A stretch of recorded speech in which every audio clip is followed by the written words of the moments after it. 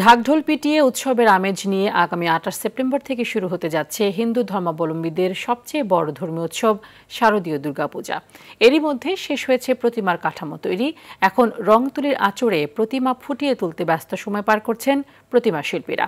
ময়মনসিংহ, ফেনী ও নারায়ণগঞ্জের রূপগঞ্জ প্রতিনিধিদের পাঠানো তথ্য ও চিত্রে আরও জানাচ্ছেন সাকিব আল হাসান। ২১ সেপ্টেম্বর মহালয়ার মধ্য দিয়ে দিন গণনা শুরু হবে দুর্গোৎসবের। ২৮ সেপ্টেম্বর ষষ্ঠী পূজার মধ্য দিয়ে শুরু হবে শারদীয় দুর্গাপূজা। জামদানি শাড়িতে আসনে বসবেন দেবী দুর্গা। ঢাক ঢোল ও কাঁসার শব্দে মেতে উঠবে পুজো মণ্ডপ। ময়মনসিংহে এবছর ৭৮১টি পূজা মণ্ডপে চলছে প্রতিমা তৈরির কাজ। এরই মধ্যে মাটি ও খড় দিয়ে তৈরি করা হয়ে গেছে প্রতিমার কাঠামো। রং তুলির আঁচড়ে সাজসজ্জা দেওয়া হচ্ছে প্রতিমাগুলোকে। পূজাকে ঘিরে এরই মধ্যে নেওয়া হয়েছে পর্যাপ্ত নিরাপত্তা ব্যবস্থা।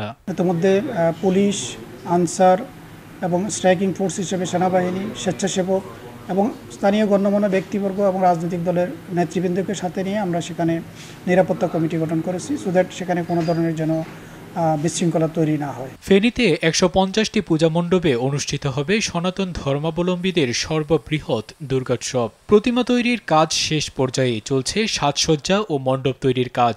পুলিশ, র্যাব, আনসারের পাশাপাশি এবছর দুর্গোৎসবের নিরাপত্তায় থাকবে বাংলাদেশ সেনাবাহিনী ও বিজিবি সদস্যরা। দুর্গাপূজার প্রতিমা তৈরির শুরু থেকে একেবারে বিসর্জন পর্যন্ত যে সমস্ত বিষয়গুলো আছে, আইন শৃঙ্খলা পরিস্থিতি নিয়ন্ত্রণ করার দরকার জন্য যে সমস্ত ব্যবস্থা গ্রহণ করার দরকার, আমরা পুলিশের পক্ষ থেকে সমস্ত ব্যবস্থা গ্রহণ করেছি। এদিকে দুর্গাপূজাকে ঘিরে নারায়ণগঞ্জের রূপগঞ্জে প্রতিমা তৈরিতে ব্যস্ত সময় পার করছেন কারিগররা। সুষ্ঠু ও সুন্দরভাবে মহোৎসব সম্পন্ন করার প্রত্যাশা তাদের। যাতে করে এই দুর্গাপূজা যেন শান্তি শৃঙ্খলা যেন বিঘ্নিত না হয়, এই ব্যাপারে আমরা আকুল আবেদন জানাচ্ছি। এবছর হাতিতে চড়ে পৃথিবীতে দুর্গার আগমন হওয়ায় শস্য শ্যামলা হবে পৃথিবী। আনুষ্ঠানিকতা শেষে ২রা অক্টোবর বিজয়া দশমীতে দোলনায় চড়ে স্বামী শিবের আবাস কৈলাসে ফিরবেন দুর্গা। সাকিব আল হাসান, RTV।